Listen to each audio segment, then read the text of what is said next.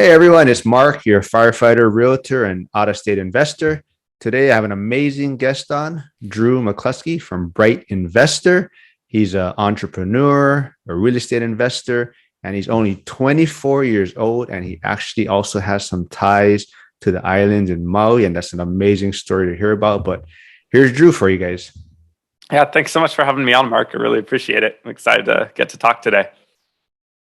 Yeah, I mean, I followed you on social media. I love all the stuff you're putting out there. I saw you on one of my friend Joel Farrell's Strive for 25 podcast, and I was like, oh, this guy's story is amazing. Not just the investing side and the entrepreneurship side, but just that story about your mindset on how you kind of got your foot in the door. And so, kind of maybe let's start off with that. I mean, that is probably the best part of your story that I kind of picked up on, and just kind of your ties to Maui and all of that background for you.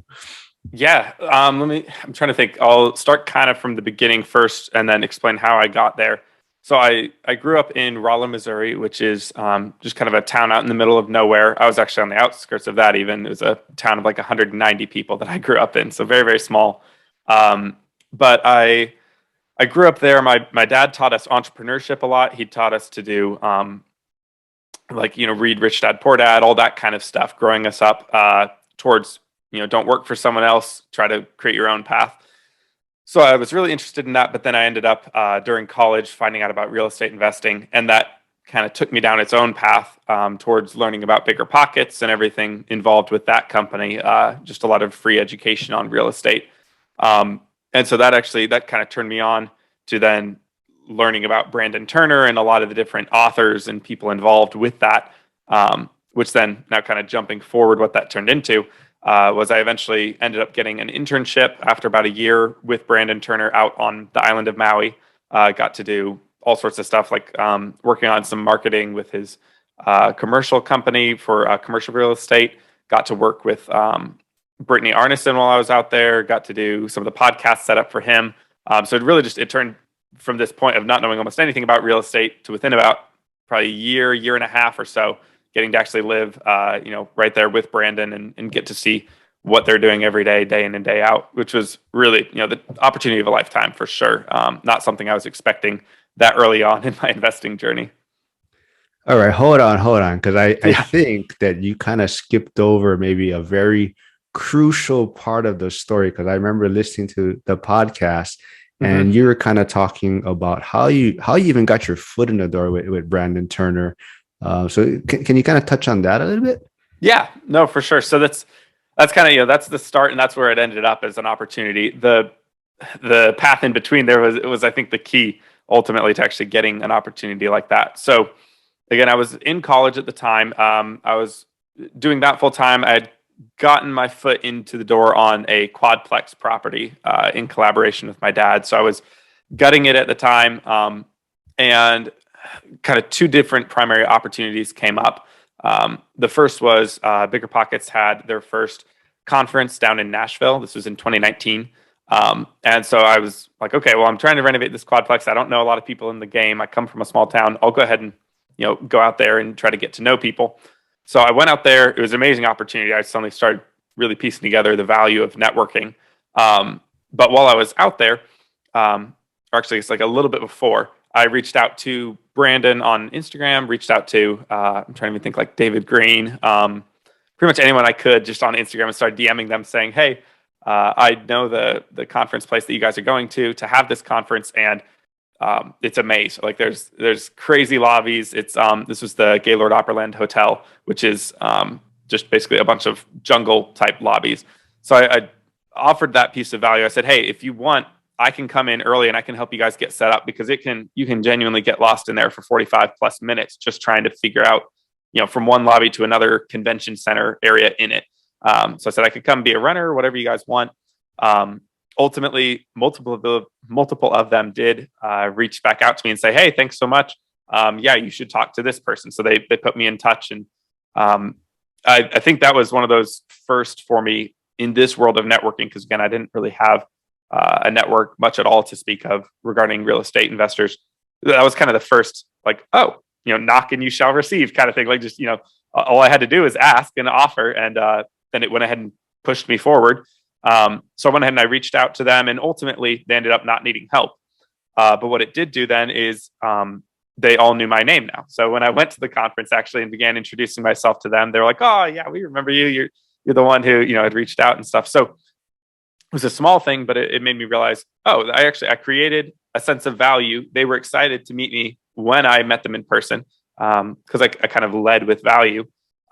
So then eventually I ended up actually meeting Brandon Turner after one of his speeches. Maybe it was like an hour later. He was just alone in a room with like 3 other people. And so I just went up and started talking to him. And he, again, remembered me from the previous interaction. He's like, "Oh, thanks so much for offering. How are you enjoying the conference?" Everything like that. So we talked for a little bit, and then ultimately I went on and continued, meeting other people at the conference. But that was the first interaction, and definitely started from a position of value add.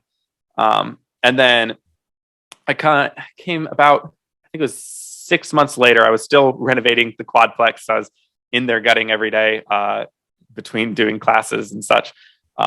And the quadplex had started looking like it was going to fail. Like it was really, there were like 3-sheet thick drywall everywhere. So I was trying to gut the entire thing down to bare bones. And it was taking a whole lot. There were like 2 to 3 layers of flooring and carpet everywhere. And it was 4 units, and it was my first property. So I definitely realized I'd gotten in over my head. So then this was 6 months after the conference, I suddenly saw a post from Brandon. It was on his story. So it was only on there for, maybe, 2 hours at this point. But he mentioned, "Hey, my brother got in a car accident. It totaled his car. They didn't have full coverage insurance. If anyone, wants to donate to this cause, I'll give you a free 30-minute session if you donate at least $500 kind of thing." So he offered that out there. And I was like, okay, well, shoot, that's a unique opportunity. I don't think there's any other time that I'd get to have Brandon Turner as a mentor for a half hour. So I went ahead and did it. It was like, as soon as I saw it, I clicked the link. I sent the like $510 or whatever it was. And then I literally actually walked right in to go get my tonsils removed. So or not tonsils, my wisdom teeth removed. So I was literally like waiting right in line there when I saw it. And then they called my name right as I was hitting submit. So it was one of those unique opportunities because it was like a split-second decision that I had to make it. And then by the time I, was no longer drugged up from the surgery and everything like that, the story would have been gone. I wouldn't have even known that it had happened. So it was really like this, maybe like a 30-second to 2-minute decision that I had to make of, is this something valuable that I want? So I paid for that. The call ended up getting kicked down a couple months because Brandon ended up having his son. And then by the time I actually got to meet with him, I was like, okay, I've got this quadplex. It's pretty much completely, worthless. It's just not really looking like I'm going to be able to turn this thing around. It's got a lot more damage than I ever expected. And so he started just asking me, okay, well, what are you doing with your life? What are you looking at for the next investment and such?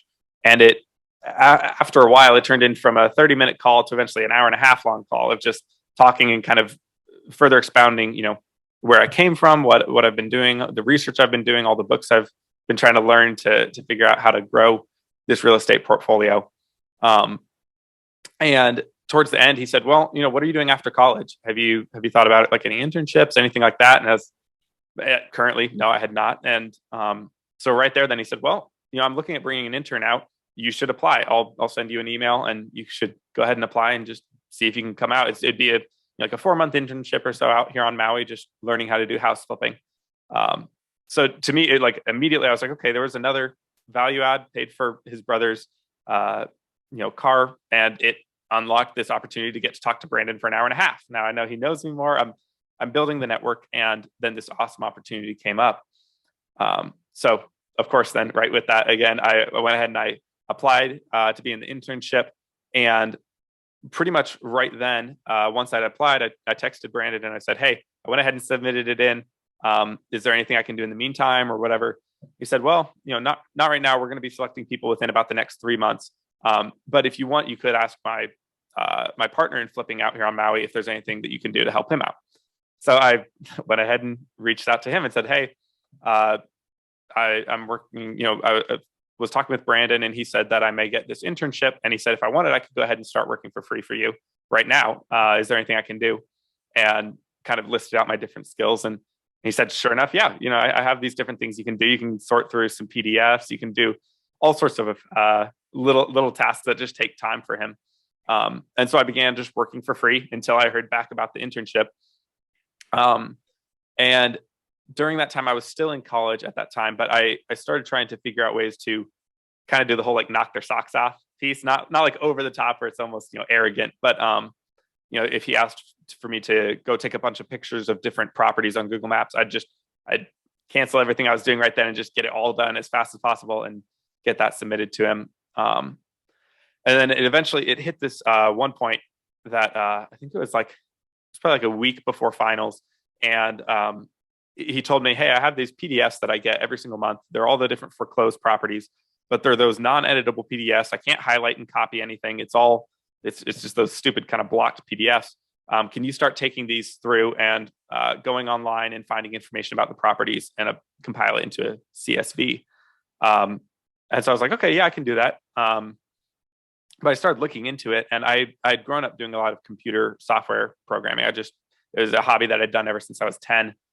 Did like robotics growing up throughout high school. It was just something I was already interested in and was pretty familiar with. And so I looked at the process and how many pages it was. It was probably something like 14 pages. I was like, man, this is going to take a long time. And he had told me, yeah, this usually takes me like 6 or 8 hours every single month that this comes in. So I was like, okay, well, let me go ahead and take a look at it. So I started opening it up. I looked at the process of, where to grab information from and pull it together into CSV.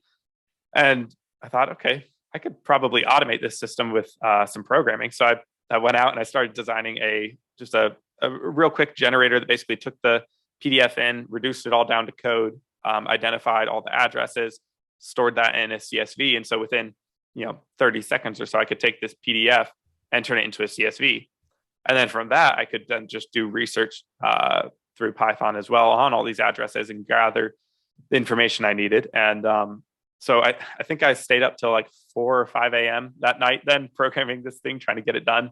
And by about 5 o'clock, I got it done and sent it off to him and said, hey, I got your CSV list here. And I created a program that will allow you to just drop it in anytime you need it in the future. And it'll do all the work for you, just like that. And that, I think that one kind of just blew him away of like, oh shoot, this dude knows how to provide value and not just trade time for money in a sense, but more of figure out a smarter way or better way of doing it. And so from there, then he went and talked with Brandon and just said, hey, yeah, this is the dude, go ahead and get him out here on Maui. And so I think it was literally like 3 days after I'd sent that over, Brandon texted me and was like, hey, what do you think about coming out to Maui? And it pretty much, it was kind of history from there, but it was neat to see how many steps were like, okay, take the extra proactive step and then a new door gets open, a new opportunity at least is presented typically. And then you just have to actually take advantage of that opportunity. So that was kind of the whole path leading up to Maui then. That is so much information to take in. I love it. I mean, like I said, that was the story that really caught my attention, especially, being out there in Oahu, Honolulu, and you coming to Maui. I mean, I kind of like, wow, this is a cool story. So that's why I touched base with you. But Matt, so kind of let's go back a little bit to the story you just told. So you said you first reached out to them when they were coming to a conference. So when you made that $500, I guess, payment, and then had your call with him, did he remember you at that time too when you called him? Yeah. Yep. And I don't know how much he 100% remembered me, or kind of like, oh yeah, I vaguely remember this, redheaded dude. But yeah, we had, I think, a good enough of a conversation and the touch point before even meeting him at the conference. Yeah, he remembered me once we got on the Zoom together. That's awesome. I mean, like what I'm hearing too is like you're saying networking and bringing value. Sometimes, a lot of times in real estate, we hear people saying they don't have money to get started or they don't know how to get started. And you provided value. Like you said, you figured out a way to provide value to Brandon Turner. And you just offered it up and offered your services for free. And you just got your foot in the door. And we're going to talk about some other things you're working on, but it's led to all of that. And that's an awesome way to get started for anyone that's looking to get started and just trying to get their foot in the door. Yeah. But, so I know you talked about also that you were in college, or you're finishing up college right at that point when So, I mean, so you went to college for what? For a business degree. So I did online college through Liberty University, and yeah, got a business degree with a minor in computer programming. Okay. So Yep. looking back on it now, kind of where you're at now, do you see college as something that you would have done over again? It's hard to know. I think the current trajectory I was on prior to college, I didn't value education very much. Like I didn't do much reading, and so I think in that regard, especially if I hadn't then ended up catching the bug, I think college would have been very beneficial for me nonetheless.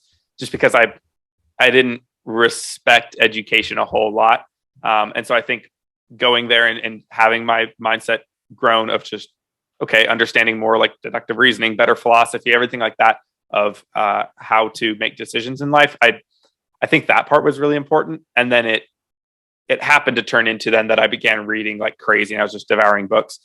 So I think if I had shown the habits of reading and learning and devouring books before going to college, I would say I don't think college was necessary. I think really like, and I think that's kind of how I'll do it with my kids eventually someday too. Of just you know, hey, if you're showing very proactive steps towards furthering your education on your own and your skills and abilities, then no, I don't think that you need to go to college specifically. Unless you want to be a doctor or something.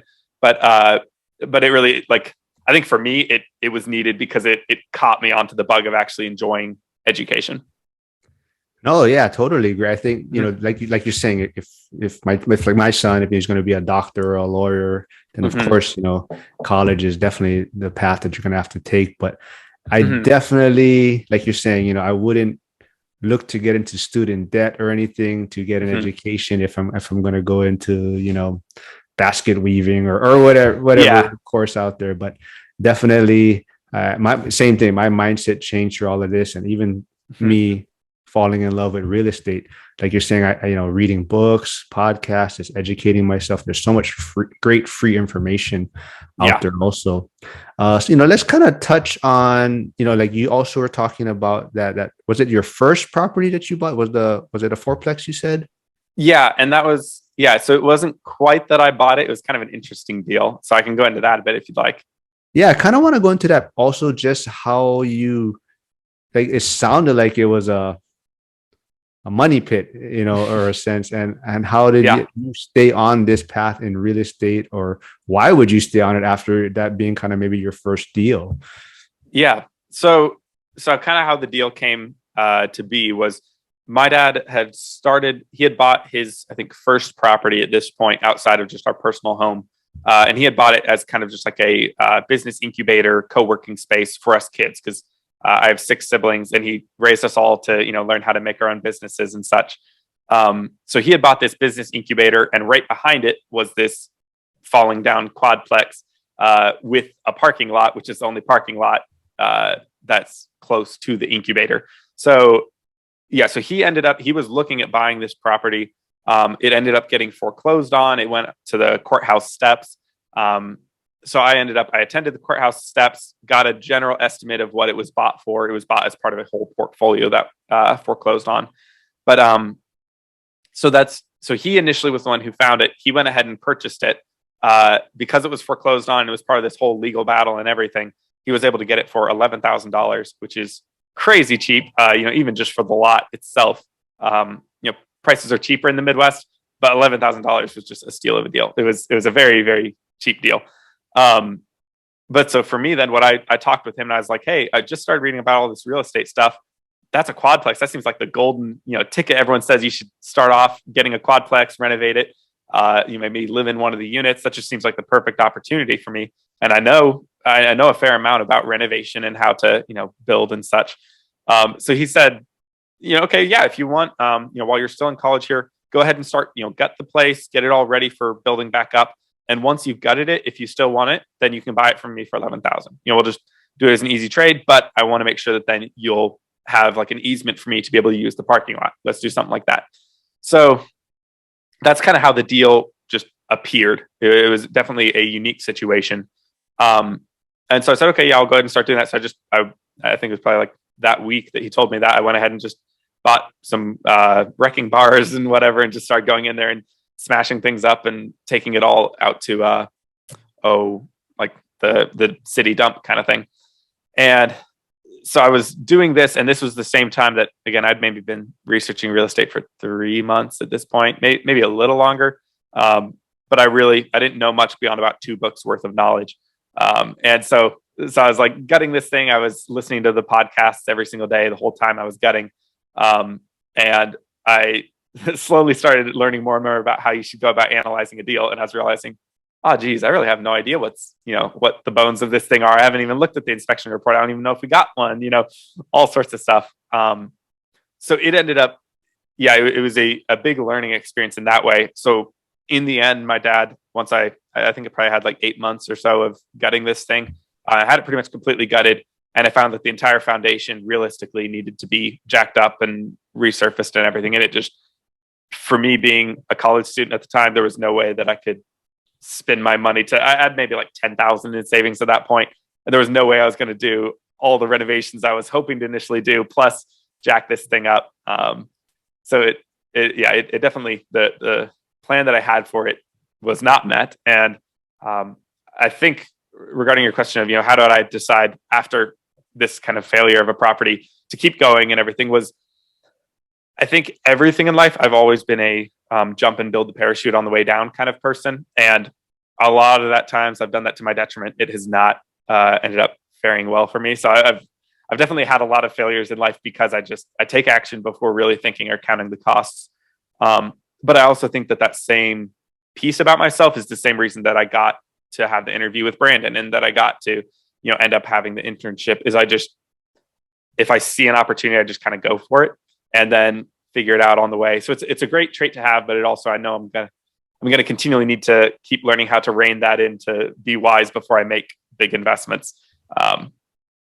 But I think I also had learned so much while I was demoing, because again, I was listening for 8 months to podcasts every single day while I was in there gutting.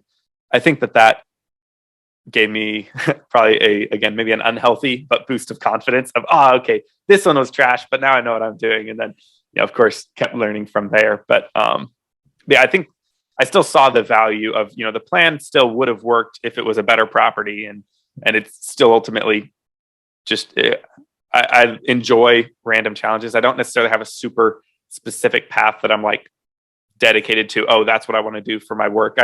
If I'm enjoying the project I'm doing, if it's got some unique aspects, I typically, I'm good to just play around with that project for a year or so.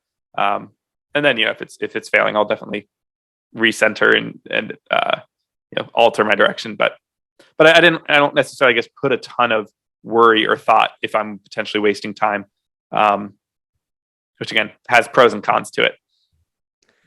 Now, the big question is, do you still have this property? So I'm staring at it right now. I'm in the business incubator and I'm looking right at it. I never bought it from my dad because, again, I'd gutted it. And at that point, I was like, nope, never mind. Don't want this. So we still own it. It's still gutted. We're probably going to end up just demolishing it and turning it, like, just expanding the parking lot, because it's a pretty small parking lot as is. But yeah, no, we still have the property, but probably just not going to do anything with it. We got it at such a cheap price. The taxes and everything like that really doesn't cost much at all to keep. All right. So, that was a little bit of a hiccup. I mean, trying to gut that and renovate that. And then it also led you to interviewing with Brandon Turner in an internship. And how was that experience with Brandon Turner? Was it everything you thought it was going to be your internship, or why don't you talk about that a little bit? Yeah. So it was definitely the opportunity of a lifetime. I didn't know exactly what to expect because it all seemed like it kind of happened so fast that I hadn't really anticipated what an internship would look like out there. But yeah, it turned from a 4-month internship into an 8-month internship. So that was good. More time on Maui, which is amazing. I think, like, just even the aspect of it being on Hawaii, I had never had a desire to go to Hawaii before. It always seemed like the thing of, people's once in a lifetime trip that they do. And it's like, that's their big goal. And I was always like, whatever. And then I went there and I was like, oh my gosh, this is so much better than I, ever could have imagined. This is amazing. Yeah, so being on Maui was amazing. Like, he taught me how to surf. We went on hikes. We did, all sorts of fun stuff, just experiencing Maui. But he did pour a ton into me in terms of just, we'd have conversations up on his porch or in his living room or over dinner. And he'd just basically say, well, what you ought to do is this, or hey, you really should read this book, or here's, a strategy that I've been working through and whatnot. It's just, he didn't just like let me see the process of what he's doing, but he also really poured into, hey, here's what I wish I could have done when I was at your age.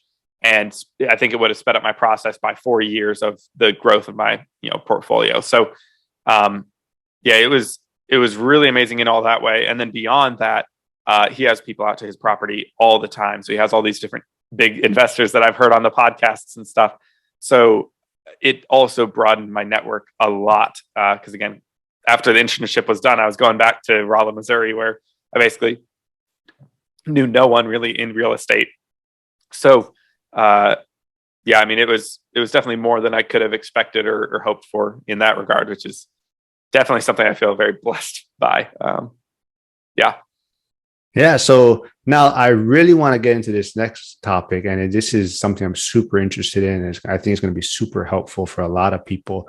And I think not necessarily, he had a direct impact on it, but I think your time working and internship with HIP kind of helped you develop this kind of business that you're starting up, BrightInvestor. And do you kind of want to talk about that a little bit and how that's you think going to help a lot of investors out there? Yeah. So the idea for like a business, because I originally was looking at just doing real estate, but while I was out there working for Brandon, I'd already built that one Python program. So he was familiar that I knew software. And he had asked me to start doing some research for him on different markets to invest in because he was looking to buy a quadplex for his son. So he wanted to buy a quadplex for his son that would be paid off by the time his son was 18 or 20. And so he was like, hey, just go ahead and start doing some market research. I think I want pretty high cash flow overall because I want to take the cash flow. That's the main value that I get is then I can, invest that into other stuff while it's growing. So he asked me to just, find a market. And for me, I think that was the first time that I'd been forced to actually do the process of how do you find a market when you're, when the market in your backyard is not good. Because realistically, I wasn't going to tell him, yeah, you should just invest in Rolla, Missouri. Nah, you shouldn't. Like it's, it's fine, but it's definitely not like it wouldn't be a very strategic choice when you're looking over the whole U.S. So I started out on that path, and it took me like 3 weeks and probably at least like 30 to 50 hours of research trying to narrow down what market to go into. And I mean, I think part of this was because I was trying to do a really good job. I wasn't just trying to get an answer for Brandon, but I actually wanted to say, here's the top 10 markets that I found. Here's which ones I would recommend. And then furthermore, within that, I think these are the 3 zip codes we should focus on. There's so much at play when it comes to market research beyond just, oh, you should invest in Austin, or, oh, you should invest in, Toledo or whatever it is. It's more like, no, you should figure out why you like that city overall. What's that city been doing? What's it slated to do? What's coming up for it? But then also, where's the path of progress in that city? And not just in general, but no, like specifically, what neighborhoods are being developed now? What are slated to be developed soon? What new companies are coming in? And there's so much that actually comes into real good market research that I realized I was kind of overwhelmed. And it took like 30 to 50 hours to narrow down and decide on a market. So while I was doing that, I went ahead and I built another little quick platform to create a heat map over the whole US by zip code of rent to price ratio. I figured that was a good place to start, just figure out because he wants high cash flow. So let's look at rent to price ratio. And that narrowed me down to probably like 16 to 20 main cities overall. So I brought that to Brandon. I said, hey, I built this little program. Here's what visually we're looking at. So these are the 16 that I've picked as the first major, city overall. He was like, man, that's awesome. What would be great is if you could showcase this type of data and this type of data and this type of data as a heat map. And I was, at that point, my brain was kind of like, oh, geez, okay. I just spent like 15 hours trying to program this thing. I don't know if I could throw all these other data types on, and I don't even know where to get all those data. But yeah, when it neared the end of the internship, Brandon talked to me about that platform that I'd built. And he said, what you ought to do is you ought to think about, can you do exactly what you did there, but can you make it larger, and can you make it a subscription service, and can you make it something that people can visually see what's happening in the market? Because there's a lot of places out there that tells you here's how a property is going to perform. but it's not taking into account the market much at all. Maybe it'll do like, the average sale price increase or something like that for this city is this, or maybe it'll tell you, here's what we think it can rent for, or maybe here's the general schools around the area. But it doesn't let you actually see the market itself. It just is showing you around this property, here's what's going on. So I kind of took that to heart. I went back home. I ended up investing in my own house hack, and that was all great. But I kind of was really on fire about this new idea for a platform. So I then started more development and research and started BrightInvestor, which is a data visualization platform for real estate market research. I ended up right after I pretty much started more development and research on that, met up with a guy who's now my co-founder, Donato Callahan, up in St. Louis. So he's probably about an hour and a half away from me. And he's a data analyst for the Department of Defense. He's very familiar with creating maps and such. And he's in commercial real estate syndication. So he was like, this is perfect. Let's do something together. And so we started building it from there. And it's now been, I think, 16 months total that we've been in development, and we're set to launch here at the end of March. And it's really, it's just exploded in terms of the number of, different data we've gotten, all the different functionalities, ways to visualize. It's really grown to where you can understand at a macro level, okay, here's the city, here's all the zip codes, and we're color comparing zip codes against each other on appreciation, on rent, on crime, population growth, business opportunities around. And then you can niche down now into neighborhoods. And then from there, you can niche down onto street and address level data. So you're actually seeing specifically what's happening in this area. It lets you stack all the data. And I think kind of most importantly is it's taking all the data. We've got partnerships with all the main data providers that people already are using for this market research. But now instead of having to go to 12 different websites, you're able to just have it all on one website. It's all visual rather than some of it visual, some of it just CSVs. And then it's all stackable. So you can compare and contrast the data, which is, I think, really the huge piece that just mentally, that's such a taxing thing to do, to try to think, okay, they said that this zip code and this zip code were the highest appreciating in the area over the past 5 years.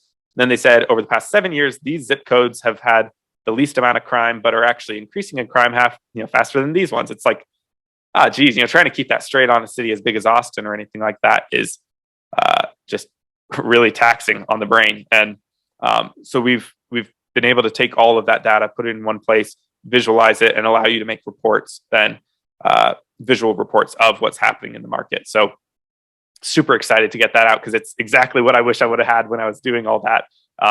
And I think exactly what a lot of investors wish they had, so they could have taken market research more proactively when beginning to build their portfolio. Exactly, man. I wish I had this when I started, and I don't know how much time you're going to save a lot of people when they start looking at this product. But what's blowing my mind is you said 14 months or so, or 16 months, I think you said. Mm-hmm. So you were we're about at 16 22 months. When you're like 22 years old. Yeah, that just blows me away that you had this idea and thought, and now it's almost coming full circle. But how much? I mean, I don't know if you know this, but how much time do you think is going to save investors? Maybe looking at a certain market. Yeah, I think in terms of if someone actually is doing as in-depth of a study as what we're allowing them to do, I think it's going to take, the typical, I'd say at least 20 to 30 hours. I think it'll take that down to about an hour and a half to 2 hours. So if you're doing, like a really in-depth study of a couple of different markets against each other, I think it's going to cut it down to about, like a tenth of the time it would have taken normally. But I think bigger than that is it then sets you up with the PDFs to actually convey the data very, very crystal clear in an instant by just looking at the different maps to other people. So if you're trying to tell people, hey, here's a deal I've got, I want to partner with you on it. Here's the bigger pockets, maybe, calculate a report on the deal itself. Here's the market around it and what it's doing. That part I think is the primary part that I think is so beneficial is you can very, very quickly instill confidence in investors that may partner with you on, I've done my market research. Here it is. You can comprehend it and you agree with me now. And I think beyond just the amount of time it saves, I don't know a lot of investors that spend 30 hours doing market research prior to investing. they tend to do more property, property specific analysis, which is very important as well. But appreciation rates, what's going on in your neighborhood is a lot of times way more important than how the property cash flows, because your property could be negative cash flow, but as long as it's suddenly in an opportunity zone, you've made $200,000 within 5 years, and that's crazy, but it happens. And I think maybe not quite the majority of the time, but a lot of the time, I think it happens by accident. I don't think that most of the times people actually understand what their market's doing, and they're not choosing to invest in the best parts of their market. So I think that's what it'll really do, is it will make this part of just the typical thing that you do when you're looking at a property and something comes across your plate. You throw it into BrightInvestor, and within 5 to 10 minutes, okay, this is what's happening right around this property. Cool, that looks like a good overall. I like that market, and I think that's what it'll do, is it'll actually encourage people to do market research per deal that comes across their plate, rather than just saying, yeah, it's in Austin, that should be good, it cash flows well, let's do it. Yeah, I think it's going to be huge. I think you're going to get great feedback on this. I can't wait to check it out. I don't know if you're able to, if you're able to give us a little sneak peek or kind of show us how it works, or maybe what it provides for people out there. Yeah, no, I can. I'll just share my screen here for a little bit. Let me pull that up. So this is kind of the website, brightinvestor.com, and we have some information on it, on how to join the pre-launch, and we give some information out there. There's a free PDF that helps walk through how to, what are the main steps you should go through when analyzing a market. But yeah, we kind of showed some of the different ways that we visualize. So we do location specific incidents. So in this case, this is like businesses. We do that with crimes as well. We have school data, everything like that, ratings on those. This is kind of that zip code comparison that I was talking about, neighborhood and zip code maps, where you can see which neighborhoods and which zip codes are performing better than the ones around them.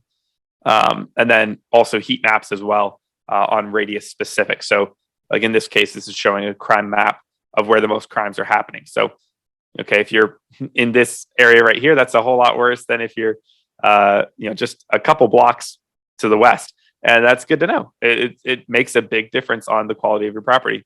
And then we also allow you to, import data, the whole layer maps, like I said, and then it also allows you to see trends, because we allow the data to be viewed over time. So it's not just what's the appreciation rate, but it's also, well, what was the appreciation rate between these years and then these years and then these years? Is that, is the appreciation rate growing, or is it decreasing progressively? Seeing kind of that, I guess, like logarithmic growth is really, I think, important in analyzing an opportunity zone. And then, these are some of the different sources right now that we're gathering data from. So definitely some recognized names like Mashvisor, Rentometer, Crimeometer, the Census, and greatschools.org. So we're really happy with some of the providers that we have, because it is, it's the people that we want to go for this kind of data to be trusting our results. But yeah, then actually kind of jumping into the platform a little bit. Everyone can have my email. That's fine by me. Reach out and I'll get to know you. But so this is kind of the main view of the platform. Let me go ahead and let's see. I'll do Austin, and we're a little bit far out still from launch. So there's still some bugginess and whatnot that you may see in here, but a lot of this is being fixed this next 2 weeks. So with Austin, we could take a more macro level. Let's look at population first. Keep our fingers crossed. Okay, so this is one of the errors that got fixed this morning but hasn't been uploaded yet. Is we're having some issues there. But look at jobs, see if we can get anything on here. Been facing a couple issues with our hosting, but so this right here. Okay, so for Austin, we've got professional and business services, the number of jobs for that. You can kind of go through, and that sorts, what are the primary jobs in this area that fill. So for instance, if we saw that military was high up on here, then now we know, okay, there's military opportunity. If we saw healthcare was really high up on there, then that kind of helps you to know, is this a better place to invest for that? We'll also let you see.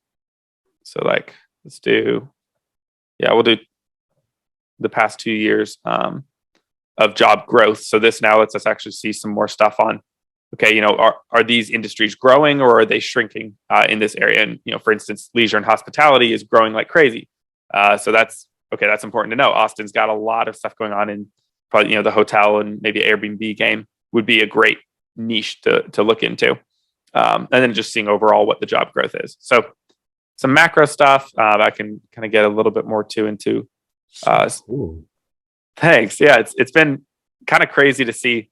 I've got Dashlane, which I need to disable Dashlane in general. Yeah, this is one of the issues that again got fixed this morning, so I'm not sure. Yeah, that probably won't work right now. But we've got like the appreciation that shows up. Can we take a sneak peek at Honolulu? Yeah, let me see. And let's see. Check if we've got some data on there. This is right now it's having an issue with some of the city information, but let me see if it can pull us some data. Checking it with Crimeometer, we have some crime data, hopefully, as long as Honolulu actually reports their crimes. Okay, yeah, it looks like Honolulu probably does not report their crimes to Crimeometer. Can check and see if there's any other. Yeah, no, nothing right now for Honolulu on crime. Let me check the schools in the area. Okay, so there's like some information right there on school ratings from greatschools.org. It's got like King William. I'm gonna probably butcher this name. Lunalilo. Is that how it's? Yep. There you go. Lunalilo Elementary School. So yeah, we've got the information on it. So if you want to look into the website, if you want to call them, you can see what kind of grades they offer. Wow. And then you can add that. Yeah. So like schools Honolulu, we can add that as a layer. What about jobs? I want to see how is jobs being created or. Let me see. Yeah. And this again, there's that city issue. So it may not work. Okay. Today. They just uploaded it before this call. So okay, yeah. So it's showing some stuff there. So government, this is like latest jobs as of December 2022. So there's 97,000 jobs in government, 79,000 in trade. Then yeah, leisure and hospitality, like you'd expect on Honolulu. That's one of the highest ones up there. You can check some change over time. We'll still just go with that same time frame. Okay. So this is showing that there were 44,000 back in December of 2020, and then by December of 2022, it increased by 56,000. So I'd assume that that's primarily due to the COVID drop. Probably a lot of the leisure and hospitality I know was kind of hit during COVID for Hawaii in general. But so this is just a lot of the data from like Bureau of Labor Statistics is where this is all coming from. And this is going to save people so much time and definitely help people kind of focus in on what markets they want to get involved in. Yeah, no, I think for sure it's it's made a huge difference in just our own ability to start seeing our own markets. And then let me show this part too. So we've got like right here, this was the schools layer I had generated before. So you can populate that over top of the parks that I just viewed. So it helps to start seeing, okay, if I've got my property specifically right here, okay, there's a bad school nearby, the nearest school's over here. So being in this neighborhood would probably be better, overall for if you're trying to invest in a long-term rental. And then same with, crime and whatnot. And we have a video going up on our website as well that kind of walks through all the different data types that we have and showing it all in use. So that'll be uploaded here, I believe within 2 weeks. It should be on live on. I have my real estate license also, and I think this is going to be helpful for realtors too. To when they have clients looking for properties, it's a quick way to kind of show them that area that they're looking at. But no, and that was actually a big, and we didn't want to focus this specifically towards realtors, as we think it's really a good tool for investors, but for realtors, we read through a lot of like the realtors handbook, and there's kind of the issue of like with crime and such, there's not a whole lot that you can do of steering people. You don't want to steer because that can then, violate code.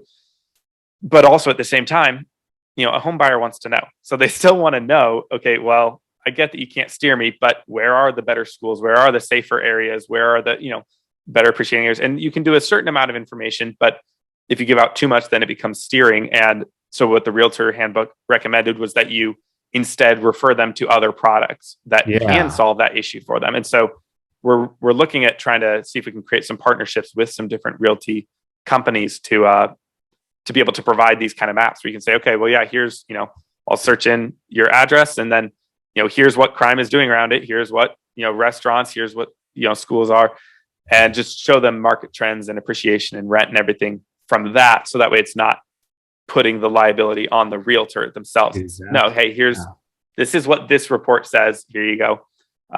And so we think that'll help a lot, especially with investor sales for realtors, because investors really want to know this data. And if you can say, hey, this looks like a good opportunity for you, and here's a report on it, I think it fits kind of the type of market you're looking for. I think it's got a lot of value for realtors as well. Yeah, I think this is going to be super helpful. And all of this from just reaching out on Instagram, direct messaging, telling him you can show them around Tennessee and help them out. But that, you said, you just got your foot in the door and things just kind of snowballed for you. That's amazing. Thank you so much. Yeah, it's been honestly a blast. Like I enjoy software a lot. I just enjoy the whole coding process, and but I also enjoy business. So it's been neat to kind of mesh all three of my passions of software, business, and real estate into one thing, which I think is what's made it so easy to just kind of pour my heart and soul into this. It's just I enjoy every aspect of it, basically. I can't wait till this comes. I have a feeling it's going to probably be offered in bigger pockets too, as part of, I'm sure you're probably working on something like that as for members, they're going to get access to this, but we'd love to do something like that. Definitely. Yeah. Well, I'm going to have all these links in my page and how people can connect with you, but I also want to kind of talk about, mindset or books. Like you're talking about how you've read a lot of books and you're trying to read a lot. Was there any book that kind of helped you on this path to starting this project, or just your mindset too for being an entrepreneur? Yeah, I feel like there's kind of two, and they both complement each other well. And I read them pretty similarly, kind of back to back. And so I think it was what made one of the biggest shifts was I read Never Eat Alone. I can't remember who it's by right now, but it's a pretty popular book if you look it up. Never Eat Alone, and it talked a lot about the power of networking. Of don't let your meals go to waste. That's the best time to grow your market, pour into people, and it talks a lot about kind of like social currency. Of it's not that you only have so many asks that you can do per month. So no, if you're continually being a source of providing value for people, you can typically ask over and over and over, and they're actually typically happy to give you what you're asking because they know that you just keep on throwing value at them. So I really liked Never Eat Alone, and that really shifted my ability to say, okay, this isn't something that I'm running out of social currency. I'm constantly replenishing this every single day. I'm liking their stuff. I'm sharing their stuff, commenting on it. I'm being a positive, interaction in their life. So I read that one, and then I read The Go-Giver as well. And that one also really, I think, it captured a lot of the heart of what I want to do in business. And it's all about, again, how do you provide value first and just keep on providing value? And then anytime that you need to ask, or even a lot of times without asking, you get amazing opportunities offered to you.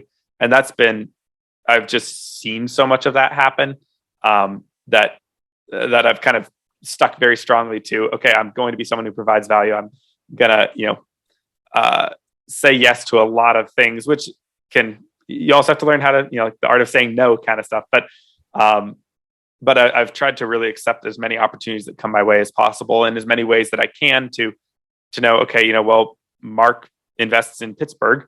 If I hear of someone else who invests in Pittsburgh or is a property manager or something like that, okay, well, I'm keeping that in my mind. And as soon as I hear that, I'm going to say, hey, you should talk to Mark, and put them in contact, just providing opportunities where people know that I'm looking out for them, and I'm trying to find ways to help boost their career and what they're going after. It makes it way more fun. It's such a, I think, friendlier and more fun version of business. But it also, I think, has gotten me a lot further, a lot faster than I ever could have if I was just trying to keep my cards close to my chest and do things on my own. So book wise, those two are amazing. So normally I ask my guests kind of, what they would recommend to someone trying to get started. What would you recommend? But I'm pretty sure you're going to say networking and just trying to provide value. And I'm pretty sure that's what you're going to say. Yes. Yeah. 100%. Yeah. Yeah. That's something that I totally agree with. And I found, like you're saying, it's fun, connecting with all these different, like connecting with you, connecting with Joe Farrell from Strive for 25 and other people on social media. It's just this whole group of network, and it's fun. It's amazing. Yeah. And you have this great connection. And like you're saying, oh yeah, reach out to this person if you're, investing in Pittsburgh, or reach out to this person, or you need a lender in Missouri. But yeah, it's a lot of fun. I love it. Before we go, like I said, a lot of people, they see all the superheroes in the background. Yeah. So my son, I'm into superheroes. I like to ask, is there like a superhero that you relate with? And also, is there like a superpower that's helping you along in this journey that you may have? Yeah. So this, superhero wise, I was thinking about this for a while. I would say probably Spider-Man. And I would say that primarily because I think, one, like I've mentioned, I'm kind of a leap before having a plan. And I think that's like so crucial to Spider-Man becoming Spider-Man, is when he has to eventually take the leap of faith. And I think that whole freedom of like figuring it out as he goes, his whole style of maneuvering and everything is all about you just hurl yourself through the air and then, okay, an opportunity, cool, grab it and go. And then another one and another one. And it's so much about what I think everyone loves to watch about Spider-Man is he looks like he's just free and he's feeling amazing. Like it's such a sense of freedom that everyone, I think, just almost like aches in their heart when they watch it. Cause it's just, to me, I've always just absolutely loved He's watching always having Spider-Man. fun, right? Exactly. It's the whole thing, everything about him. He's friendly. Everyone wants to be around Spider-Man. It's just, and so I've tried to really keep that as like a huge priority for me. I still skateboard. Like I just started skateboarding like a year and a half ago, but I skateboard pretty regularly. I do parkour, gymnastics. I go play sports, basketball, soccer. I've really tried to keep that element of play constant and the element of fun and lightheartedness, because people are more likely to do business with me because I think I'm an enjoyable person to be around. And also I'm having way more fun and a lot less stress build up because I'm constantly finding those ways to release stress through play. That's awesome. Yeah, that's a good one. That I can see that it definitely fits you. I love that. Thanks. Well, before you go, I want to give you a little opportunity for selfless promotion. Like where can people find you, reach out to you, and maybe if you have a little maybe insight on when your product's going to be launching, and yeah, where can people reach you, man? Yeah. So to reach me personally, you can find me at Drew_McCluskey, and McCluskey is spelled MCCLUSKEY. So Drew_McCluskey on Instagram. That's the primary place where I do everything. I do so much of my communication through there. And then you can find everything about BrightInvestor at BrightInvestor Official on Instagram. You can find us online at BrightInvestor.com, and you can sign up there. Like I mentioned before, we have the pre-launch sign up. If you do that, we'll get you a discount code for when it launches. And we'll also, we have a free PDF that again, kind of explains some of the key things we think that you should do when looking for what kind of market to research in. So you can sign up there and get that. And yeah, that'll be also where you can sign up eventually for the platform once it launches. We're absolutely aiming and gunning for a end of March launch here. So sometime between probably the 24th and the 31st, we're planning to launch, and we'll know a little bit more as we get just a couple, honestly, like 1 week further from now, we'll pretty much know exactly when we're launching. We just want to make sure that the first iteration of the product is solid, and we're not running into some of the bugs that are still just lingering around. Man, I didn't right around the corner, man. I don't want to take up too much of your time. Then you got to get it out there. But I'll have all your links below, so everyone check it out. But thank you, so much again for taking time out of your busy schedule. This was super fun. Yeah. But we'll do it again once the product is launched, maybe when it, after some time, and see how people are liking it and get some feedback on it. But I think it's gonna be awesome. It's a big hit. But thank you so much. Yeah. Thank you. Everyone else out there, please like, subscribe, hit the notification button, and just keep looking for all those deals out there. All right. Hey, Drew. See ya.